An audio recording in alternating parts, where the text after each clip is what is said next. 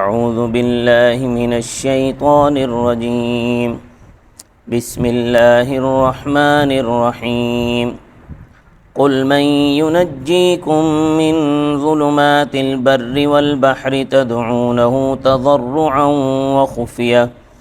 لئن أنجانا من هذه لنكونن من الشاكرين قل الله ينجيكم منها ومن كل كرب ثم أنتم تشركون قل هو القادر على أن يبعث عليكم عذابا من فوقكم أو من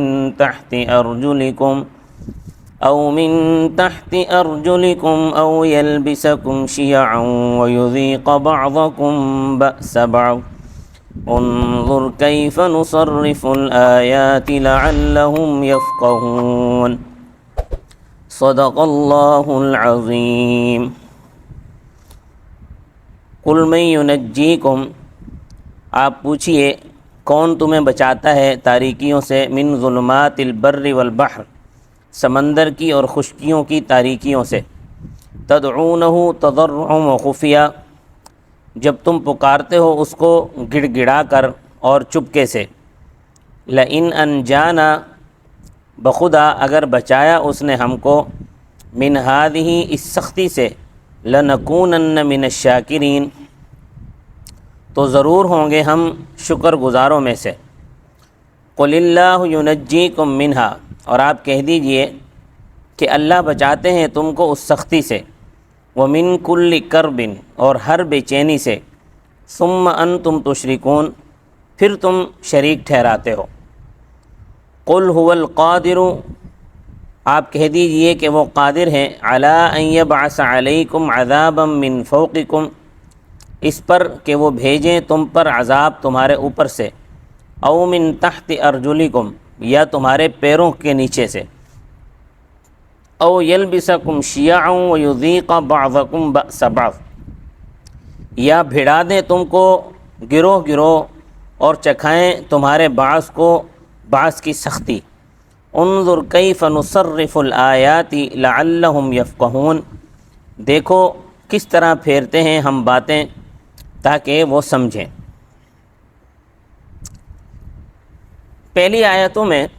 پہلی دو آیتوں میں انسان کی ایک عام کمزوری کا ذکر فرمایا ہے۔ وہ انسان کی کمزوری عام یہ ہے کہ آدمی جب مصائب شدائد کی تاریکیوں میں پھنستا ہے، جب مختلف قسم کے مصائب ہر طرف سے اس پر یلغار کرتے ہیں تو بڑی عاجزی سے اللہ کو پکارتا ہے اور پختہ وعدہ کرتا ہے کہ اگر اس کو اس مصیبت سے نجات مل گئی تو وہ کبھی شرارت نہیں کرے گا، ہمیشہ اللہ کا احسان مند رہے گا، اللہ کا احسان یاد رکھے گا۔ مگر جب اس کی دعا قبول ہونے کے بعد اللہ پاک اس کی دستگیری فرماتے ہیں، سختیوں سے نجات دیتے ہیں، تو وہ اپنے وعدے پر قائم نہیں رہتا، مصیبت سے نکلتے ہی شرارت شروع کر دیتا ہے۔ یہ انسان کی کمزوری ہے، اور انسان کی یہی کمزوری مشرکین مکہ کو یاد دلائی ہے۔ مشرکین مکہ بھی یہی کرتے تھے کہ وہ جب کسی مصیبت میں پھنستے، کشتیوں پر وہ جاتے تھے تجارت کے لیے، اگر سمندر میں پھنس جاتے تو خالص مخلص بن کر اللہ کو پکارتے تھے اور وعدہ کرتے تھے کہ ہمیں اگر اس مصیبت سے نجات مل گئی تو ہم اللہ کے شکر گزار بندے بن کے رہیں گے۔ لیکن جیسے ہی ان کو نجات مل جاتی تھی پھر وہ اللہ کے ساتھ شریک ٹھہرانا شروع کر دیتے تھے۔ تو مشرکین کو یہ بات یاد دلائی گئی ہے کہ اگر تم اللہ کے عذاب سے بچنا چاہتے ہو تو اللہ کے حق شناس بن جاؤ اور کفر و شرک سے باز آ جاؤ، اللہ تعالیٰ تم کو تکذیب کے عذاب سے محفوظ رکھیں گے۔ تو فرمایا قل اللہ ینجیکم منہا ومن کل کرب، فرمایا اللہ تبارک و تعالیٰ نے قل من ینجیکم من ظلمات البر والبحر کون تمہیں خشکی اور سمندر کی تاریکیوں سے نجات بخشتا ہے، تدعونہ تضرعا وخفیہ جب تم اس کو گڑ گڑا کر اور چپکے سے پکارتے ہو، لئن انجانا من ہذہ لنکونن من الشاکرین اگر اس نے ہمیں ان شدائد سے بچا لیا تو ہم شکر گزار بندے بنیں گے۔ قل اللہ ینجیکم منہا ومن کل کرب آپ کہہ دیجئے کہ اللہ تعالیٰ تم کو ان شدائد سے اور ہر بے چینی سے بچاتا ہے، ثم انتم تشرکون، پھر تم شریک ٹھہرانے لگتے ہو۔ یہ انسان کی کمزوری ہے، تو یہ کمزوری انسان میں نہیں ہونی چاہیے۔ ہر حال میں مصائب اور شدائد میں بھی اللہ کا شکر گزار بندہ اللہ سے مدد مانگنی چاہیے، اور عافیت کے بعد بھی اللہ کا شکر گزار بندہ بنے رہنا چاہیے۔ اب اگلی ایک آیت میں عذاب کی 3 صورتیں بیان فرمائی ہیں۔ دیکھیں، ایک عذاب ہوتا ہے جو اوپر سے آتا ہے، ڈائریکٹ آسمان سے وہ عذاب نازل ہوتا ہے، جیسے حضرت نوح علیہ السلام پر آسمان سے پانی برسا، حضرت لوط علیہ السلام کی قوم پر، حضرت نوح علیہ السلام کی قوم پر آسمان سے پانی برسا، حضرت لوط علیہ السلام کی قوم پر آسمان سے پتھر برسائے گئے۔ نوح علیہ السلام کی قوم پر جو آسمان سے پانی برسا، اس نے سیلاب کی شکل اختیار کر لی اور پوری کی پوری قوم کو اس میں غرقاب کر دیا گیا، ساری قوم کو لے ڈوبا۔ لوط علیہ السلام کی قوم پر آسمان سے پتھروں کی بارش ہوئی، پوری قوم کو اس نے ہلاک کر دیا۔ اور ابرہا جو کہ مکہ کو ڈھانے کے لیے آیا تھا، اس پر اللہ پاک نے ابابیل بھیجے، ان ابابیلوں نے اس پر پتھروں کی بارش کی، کنکروں کی بارش کی، جس سے ان سب کا بھرتا بن گیا۔ تو یہ پہلا عذاب ہے۔ پہلا عذاب یہ آ سکتا ہے کہ وہ آسمان سے آئے۔ دوسرا عذاب جو زمین سے آئے، آسمان سے کچھ نازل نہ ہو، زمین سے اللہ پاک ان پر عذاب نازل کر دیں، عذاب نازل کر دیں۔ جیسے فرعونیوں کو سمندر میں اللہ نے غرق کر دیا، اسی طرح قارون کو اللہ پاک نے زمین میں دھنسا دیا، تو یہ زمینی عذاب ہے۔ اور سوم یہ ہے، تیسرا یہ ہے کہ لوگوں میں پارٹی بندی ہو جائے، اور پھر وہ پارٹی جو ہے ان کا آپس میں جنگ و جدال ہو جائے، خون ریزی ہو، ایک فریق غالب آ جائے، دوسرا مغلوب ہو۔ تو یہ جو عذاب کی تیسری صورت ہے، یہ اہون ہے، یعنی یہ آسان ہے، کیونکہ پہلی جو 2 صورتیں ہیں، یعنی عذاب زمین سے آئے یا آسمان سے آئے، تو اس میں سب کچھ تہس نہس ہو جاتا ہے، کچھ بھی باقی نہیں بچتا۔ اور یہ جو تیسری صورت ہے کہ جس میں فریقین میں آپس میں جنگ ہوتی ہے، ایک غالب ہوتا ہے، ایک مغلوب ہوتا ہے، بہت سے لوگ مارے جاتے ہیں، تو اس میں یہ ہے کہ اس میں کچھ لوگ باقی بھی رہ جاتے ہیں، سارے کے سارے سب کچھ تہس نہس نہیں ہوتا۔ ایک حدیث میں بھی اس کی طرف اشارہ ہے۔ حضرت جابر رضی اللہ تعالیٰ عنہ کہتے ہیں کہ جب یہ آیت نازل ہوئی کہ آپ کہیں کہ ان کو قدرت ہے کہ تمہارے اوپر سے عذاب بھیجیں، تو نبی کریم صلی اللہ علیہ وسلم نے ارشاد فرمایا، میں اللہ کے چہرے کے طفیل پناہ چاہتا ہوں، یعنی یہ عذاب نہ آئے۔ آگے پھر نازل ہوئی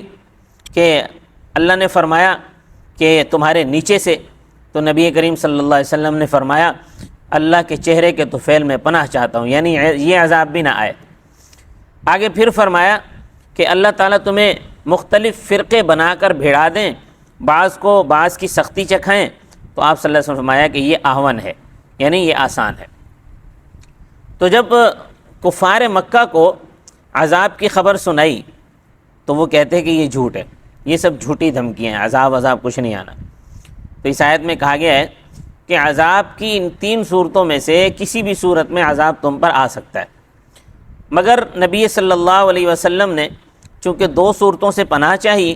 تو کفار مکہ پر تیسری صورت میں عذاب نازل ہوا، اور وہ یہ ہوا کہ کفار اور مومنین یہ الگ الگ گروہ بن گئے، اور پہلی مرتبہ بدر کے مقام پر، بدر کے میدان میں بھیڑے، اور کفار نے اپنے کفر کا مزہ چکھا۔ یہ جو آیت ہے، اس آیت کا اصل تعلق جو ہے وہ اصل میں کفار کے ساتھ ہے، مگر الفاظ جو ہیں وہ اس کا اعتبار کیا جائے گا تو اعتبار الفاظ کے عموم کا ہے۔ تو امت محمدیہ پر بھی پہلی 2 صورتوں میں عذاب نہیں آئے گا، کیونکہ نبی کریم صلی اللہ علیہ وسلم نے ان دونوں صورتوں سے پناہ چاہیے۔ ہاں، تیسری صورت میں عذاب آ سکتا ہے اور آتا بھی رہتا ہے۔ تو اللہ تبارک و تعالی نے فرمایا، قل هو القادر على ان يبعث عليكم عذابا من فوقكم او من تحت ارجلكم او يلبسكم شيعا ويذيق بعضكم باس بعض۔ کہہ دو کہ اللہ تعالیٰ قادر ہیں اس پر کہ تمہارے اوپر سے عذاب بھیجیں، یا تمہارے پیروں کے نیچے سے، یا تمہیں مختلف فرقے بنا کر بھیڑا دیں، اور بعض کو بعض کی سختی چکھائیں۔ اب دیکھیں کہ یہ اس ایک آیت کے اس ایک ٹکڑے میں عذاب کی تینوں صورتیں آ گئی ہیں۔ انظر، دیکھو، کیف نصرف الآیات لعلہم یفقہون، کیسے نہج بدل بدل کر ہم باتیں بیان کرتے ہیں تاکہ وہ مکذبین سمجھیں۔ اب یہ آیت نازل تو کفار کے حق میں ہوئی ہے، مگر احادیث سے معلوم ہوتا ہے کہ آیت کا مفہوم مسلمانوں کے لیے بھی عام ہے۔ پہلی حدیث حضرت جابر رضی اللہ تعالیٰ عنہ بیان کرتے ہیں کہ جب یہ آیت نازل ہوئی کہ آپ کہہ دیں اللہ تعالیٰ اس پر قادر ہیں کہ تم پر کوئی عذاب تمہارے اوپر سے بھیج دیں یا تمہارے پاؤں تلے سے، تو نبی کریم صلی اللہ علیہ وسلم نے فرمایا میں اللہ تعالیٰ کی ذات کی پناہ چاہتا ہوں۔ تو اس استعاذے میں یہ جو آپ نے پناہ چاہی ہے، اس میں اشارہ ہے اس بات کی طرف کہ یہ دونوں عذاب مسلمانوں پر بھی آ سکتے ہیں۔ چنانچہ آپ صلی اللہ علیہ وسلم نے ان دونوں عذابوں سے پناہ چاہی اور آپ صلی اللہ علیہ وسلم کی دعا قبول ہوئی، جیسا کہ اگلی حدیث میں بھی ہے، میں بھی بیان کرتا ہوں۔ پھر جب اگلا ٹکڑا نازل ہوا کہ یا وہ تمہیں گروہ در گروہ بنا کر آپس میں بھڑا دیں، تمہارے بعض کو بعض کی سختی چکھائیں، تو نبی کریم صلی اللہ علیہ وسلم نے فرمایا کہ یہ عذاب ہلکا ہے، فرمایا کہ یہ آسان ہے، یعنی عذاب کی نوعیت آپ صلی اللہ علیہ وسلم نے گوارا کر لی ہے، جو تیسرے عذاب کی نوعیت تھی۔ بخاری شریف میں یہ حدیث 3 جگہ پر آئی ہے۔ حدیث نمبر 4228، 7313، 7406، یہ 3 جگہ آئی ہے۔ دوسری حدیث ہے، حضرت سعد بن ابی وقاص رضی اللہ تعالیٰ عنہ فرماتے ہیں کہ ہم ایک مرتبہ رسول اللہ صلی اللہ علیہ وسلم کے ساتھ چل رہے تھے، آپ صلی اللہ علیہ وسلم کا گزر مسجد بنی معاویہ پر ہوا۔ آپ صلی اللہ علیہ وسلم مسجد میں تشریف لے گئے اور 2 رکعتیں نماز پڑھی، ہم نے بھی 2 رکعتیں ادا کی۔ پھر آپ صلی اللہ علیہ وسلم دعا میں مشغول ہوئے اور بہت دیر تک دعا فرماتے رہے۔ پھر ارشاد فرمایا کہ میں نے اپنے رب سے 3 باتیں مانگی ہیں، 2 دی گئی ہیں اور 1 پرسے میں روک دیا گیا ہوں۔ میں نے مانگا کہ اللہ تعالیٰ میری امت کو غرقاب نہ کریں، اللہ تعالیٰ نے میری دعا قبول فرما لی۔ میں نے مانگا کہ اللہ تعالیٰ میری امت کو قحط سالی اور بھوک سے ہلاک نہ کریں، تو اللہ تعالیٰ نے میری دعا یہ بھی قبول فرما لی۔ پھر میں نے مانگا کہ اللہ تعالیٰ میری امت کو باہمی جنگ و جدال سے محفوظ فرما لیں، اس دعا سے مجھے روک دیا گیا کہ فرمایا نہیں ایسا ہوگا۔ تو یہ جو باہم جنگ و جدال ہے، یہ باہم لڑائی جھگڑا ہے، یہ آپ دیکھ لیں کہ 1400 سال سے چلا آ رہا ہے۔ نبی کریم صلی اللہ علیہ وسلم کی وفات، آپ صلی اللہ علیہ وسلم کی اس دنیا سے پردہ فرما جانے کے بعد،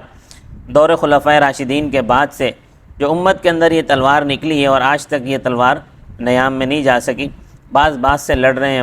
اور کبھی کفار سے بھی لڑائی ہوتی رہتی ہے، مسلمانوں کی آپس میں بھی لڑائیاں ہوتی رہتی ہیں۔ اللہ تبارک و تعالی ہم سب کو اپنے ہر قسم کے عذاب سے محفوظ فرمائے۔ ہم کسی عذاب کو سہنے کے، جھیلنے کے قابل نہیں ہیں۔ اللہ پاک ہم کو ہر آزمائش سے، ہر قسم کے عذاب سے محفوظ فرمائے، آمین۔ صدق اللہ العظیم۔